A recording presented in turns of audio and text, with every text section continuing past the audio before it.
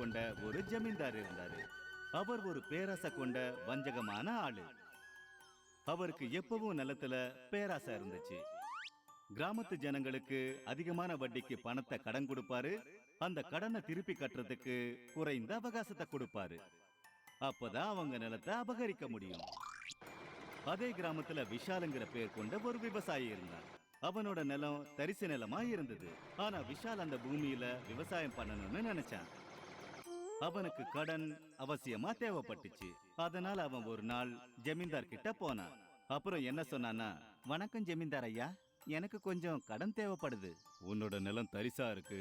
அப்புறம் நீ வாங்குற கடனை எப்படி திருப்பி கொடுப்ப? நான் முயற்சி பண்றேன். இல்லனா நான் என் மனைவியோட நகைகளை வித்து உங்க கடனை அடைச்சிடுறேன். சரி, அப்படி சொல்லிட்டு ஜமீன்தார் விஷாலுக்கு கடனை கொடுத்தாரு. இங்க விஷால் தண்ணிக்காக கிணற தோன்றதுக்கு முயற்சி பண்ணான். ஆனா சுத்தமான தண்ணீருக்கு பதிலா மஞ்சளா பழுப்பு தண்ணீர் வர ஆரம்பிச்சது. விஷாலுக்கு ரொம்ப கவலை ஆயிடுச்சு. அத பார்த்துட்டு அவனோட ஃப்ரெண்ட் கிரண் அங்கே வந்தான். அப்புறம் என்ன சொன்னான்னா, நீ கவலைப்படாத, நான் இந்த தண்ணிய டெஸ்டிங்க்கு அனுப்புறேன். இங்க ஜமீன்தார் விஷாலோட வீட்டுக்கு வந்து என்ன சொன்னாருன்னா, நீ என்னமோ எனக்கு பெருசா பேசுன, இப்ப என்ன ஆச்சு? நான் ரொம்ப முயற்சி பண்ணி பார்த்தேன் ஜமீன்தார் ஐயா, ஆனா இப்படி ஆயிடுச்சு. அத கேட்டுட்டு ஜமீன்தார் விஷாலோட வயலுக்கு வந்தாரு. அப்ப அவர் என்ன தெரிஞ்சுக்கிட்டாருன்னா, அந்த இடத்துல டீசல் கிடைக்கும்னு. அப்பவே அவரு பிளான் பண்ணாரு. இந்த நிலத்தை அவரு அபகரிக்கிறதுக்கு ஏதாவது ஒண்ணு பண்ணணும்னு யோசிச்சாரு.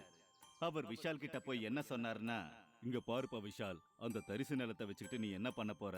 என்கிட்ட வித்துரு, நான் உனக்கு பணம் கொடுக்குறேன். ஆனா விஷால் அதுக்கு தயாரா இல்ல. அப்புறம் ஜமீன்தார் அண்டர் கிரவுண்ட்ல இருக்கிற டீசலை கொண்டு போய் வெளியில வித்தாரு.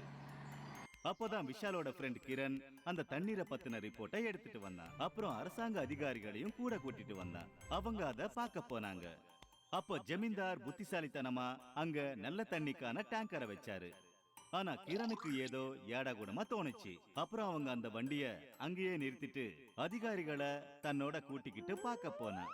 அப்போ ஜமீன்தார் பத்தின உண்மைகள் அவங்களுக்கு தெரிஞ்சிருச்சு. அப்புறம் கிரண் எல்லா விஷயத்தையும் அரசாங்க அதிகாரி கிட்ட சொன்னான். அரசாங்க அதிகாரிங்க ஜமீன்தாரோட அண்டர் கிரவுண்ட் பிசினஸ் தெரிஞ்சுக்கிட்டு அவர் மேல நடவடிக்கை எடுத்தாங்க.